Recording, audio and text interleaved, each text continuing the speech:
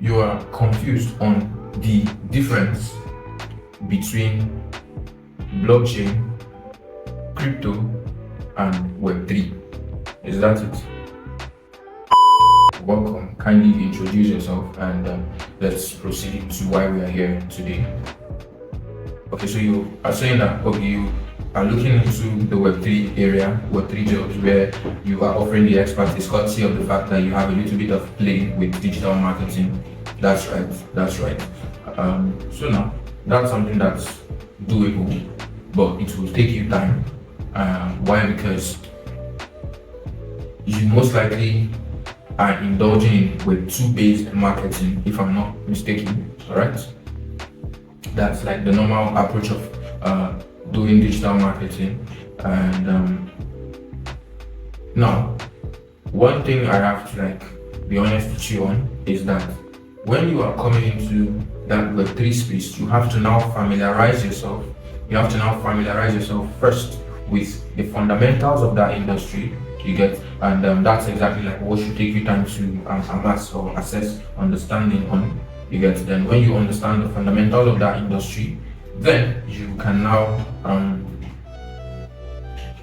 merge it with your expertise and begin to now, let's say, apply for jobs and stuff like that. So, but now having it been that you are at the point and you want to get to another point, which is this expertise in digital marketing, transitioning it into Web3 or Web3 based marketing. One thing that may be good as a start point, I'm giving this to you as free game. One thing that may be good as a start point is this: the movement or motion from or the transitioning into that industry is something that's enough to lay the foundation for something beneficial, which I'm sharing right away. And it is this: I prefer a 5-step playbook for getting into Web3 jobs, which was when you are learning or at the start period of your time, you pick a Web3 job or Web3 skill rather, and you engage in your learning process. But let's say on your end now, you have your own learning, you have your own skill. So what you are learning is, the fundamental of crypto related activities. Yes, that's like what you are learning. You understand? Now, that process now moves into the step 2. That's when you talk about documenting your learning process, where you are documenting what you are learning and sharing it maybe on your visible profiles, your proof of work, your strides, your or even maybe your journey, something like that. Then you move into working on your portfolio profile and all of those things, and afterwards you get set to now also pitch out to jobs or reach out to jobs. And next is you also get to, or you also have to network or communicate with people.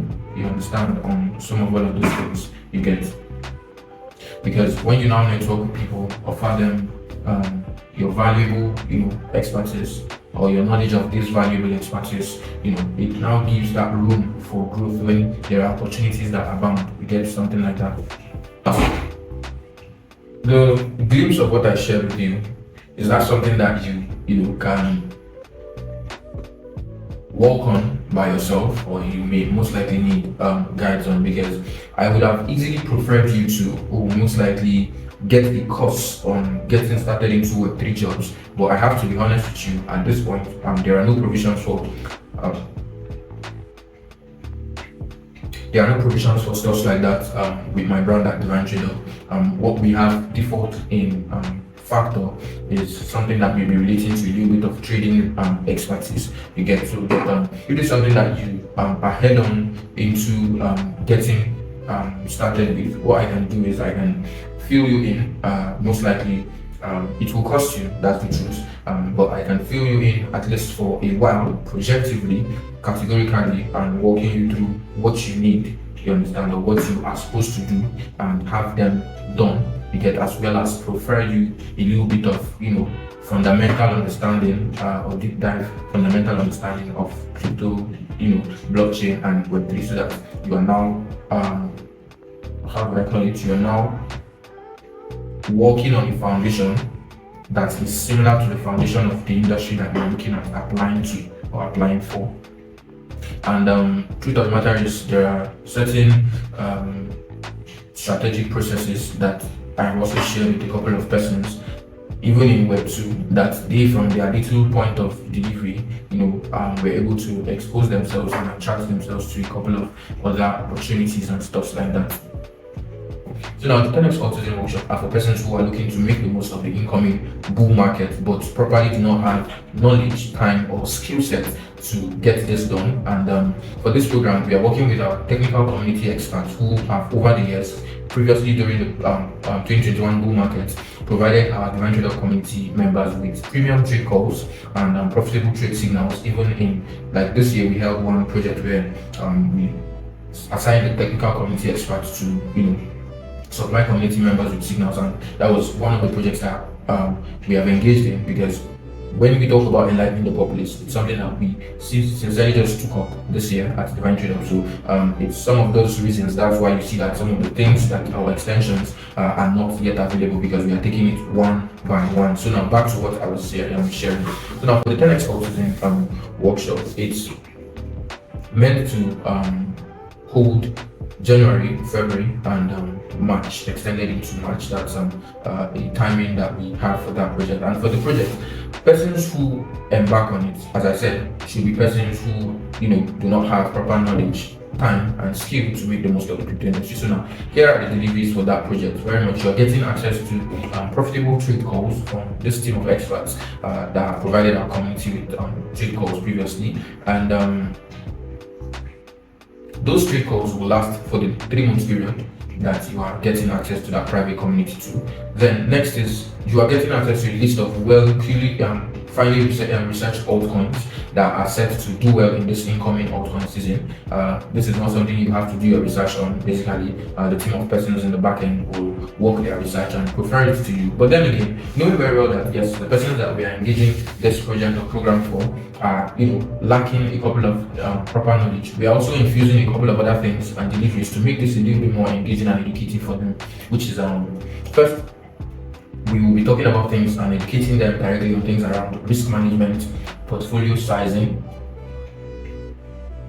and trade psychology. And also we'll be providing them with weekly live market insights on the crypto market and what's next or what we are looking ahead. And like in those weekly market insights, that's when we are going to be embedding the concepts of this educational discourse around risk management, trade psychology, and also we'll be providing direct educational guides for persons who would want to take it upon themselves to actually at least learn a bit of how to perform certain fundamental research by themselves in the crypto industry. And also there will be baseline guides on how you can place trades and execute trade calls, because very much we are looking at seeing that we walk in your shoes to know that even aside just creating an exchange or creating an account on an exchange and signing up, aside that, most likely the persons who this 10x autism workshop is for do not have much more understanding beyond that. So that's why we infuse even those basic programs that I talked about, as little as how to interpret trade calls, trade signals, and how to execute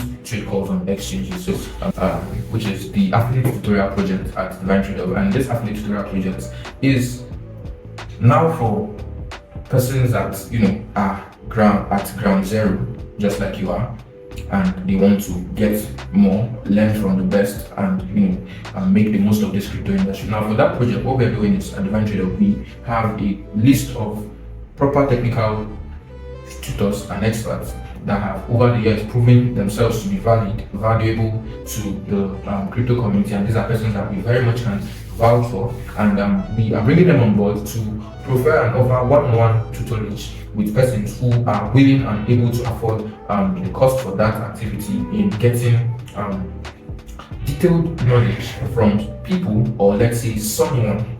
Let me not say people, someone, because you as a student, you will be matched directly with one tutor who will be handling your tutorial process, walking you through from start to finish, ensuring that standing at this point where I don't know what the crypto industry is, I want to make the most of it, or I want to get into trading and stuff like that, and you are walking from that point to the point where you are now fully an industry participant, understanding how to take trades, understanding how to analyze profitably and interpret market conditions and to affect whatever trade decisions that you will be taking, or you may be utilizing that skill for persons or brands, because there are persons who do that. They learn and understand how to analyze, trade, and all of those things, but they now utilize it maybe to trade for hedge funds and companies that offer such large liquids and stuff like that. So, but very well, having it be that from the point of wanting to learn how to analyze the trade, the market, to now understanding how to analyze and trade profitably in the financial market is the guarantee that the affiliate tutorial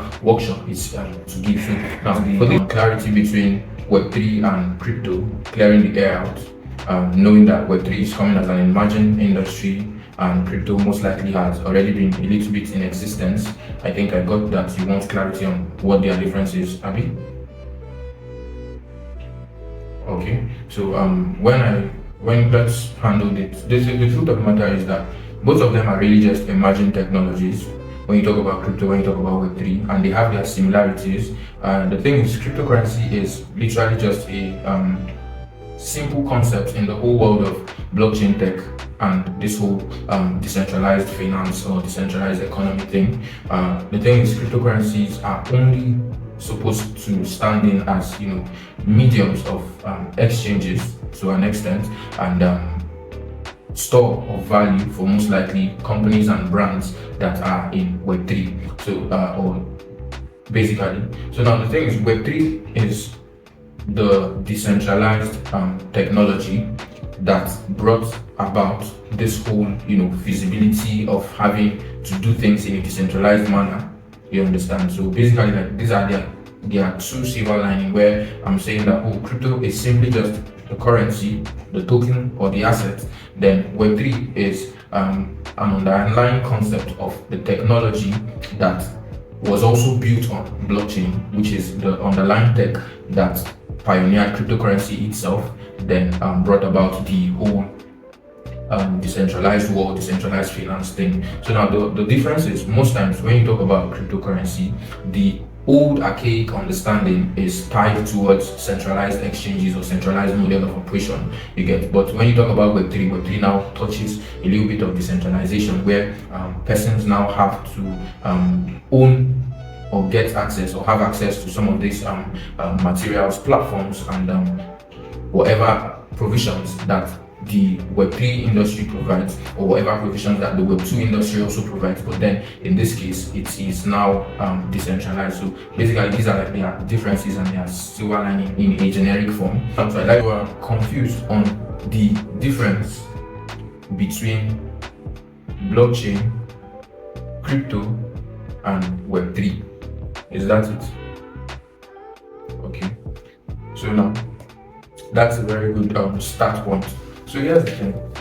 When you talk about blockchain, the blockchain came to be about around 2008, 2009.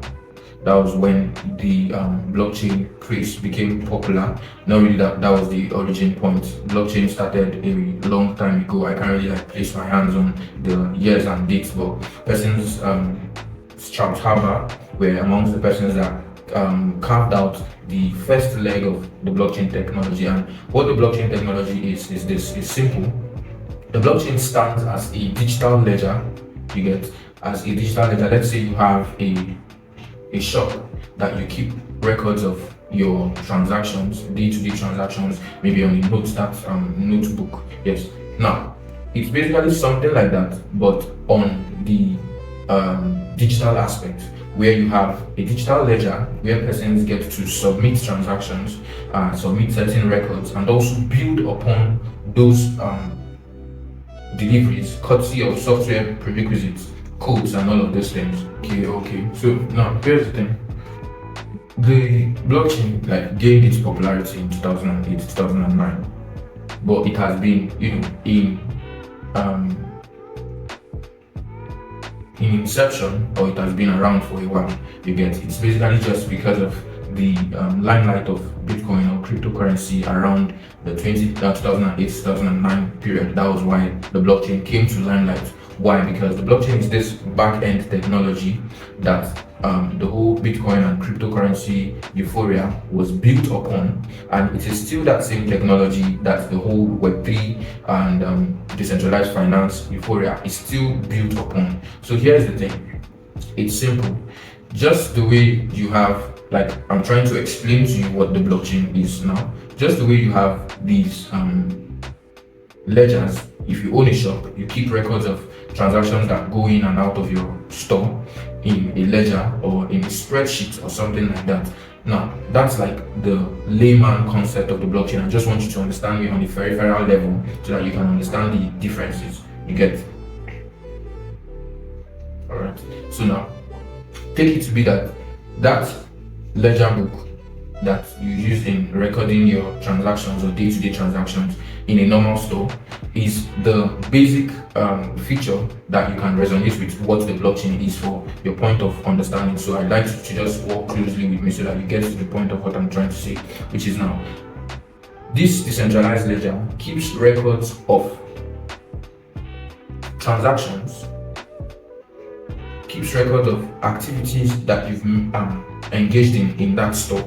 But let's say now, you, after the year is coming to an end, you finish one ledger book, you might need another ledger book for your record keeping for 2025, sorry. Abi, get another ledger book and you kind of utilize that to keep the new records. But let's say somewhere down the line, that ledger book got missing and all of those. So now, these are like, when you talk about a normal scenario of record keeping, you get implied to the blockchain. The blockchain does something like this. You get when I explain this concept, then I might now go a little bit deeper into it. So now, that is that same scenario the blockchain does. But now, since it is a digital and decentralized ledger, all the records of whatever activities and transactions you are having are connected in one place. They don't need to, they don't need to get another ledger book. Why? Because these records are tabulated. These records are intertwined. These records are connected. So now, this is like the layman description of what the blockchain is in common man language. So, but then when you talk about the technology and what the technology is or what the technology can do, that's when you now start seeing a little bit of increased perspective into this whole thing. Now, here's the thing.